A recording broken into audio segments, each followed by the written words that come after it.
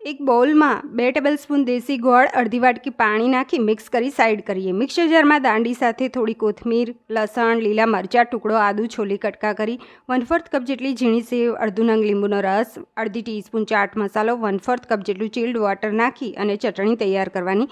અડધી teaspoon black salt નાખી mix કરી લઈએ.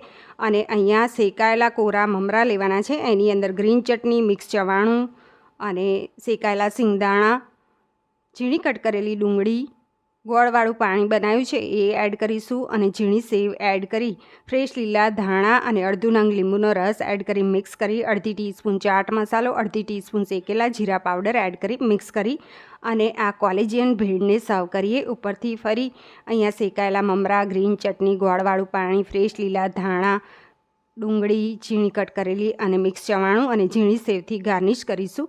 કોલેજિયન ભેળ ગમી હોય તો લાઇક, શેર, સબસ્ક્રાઈબ.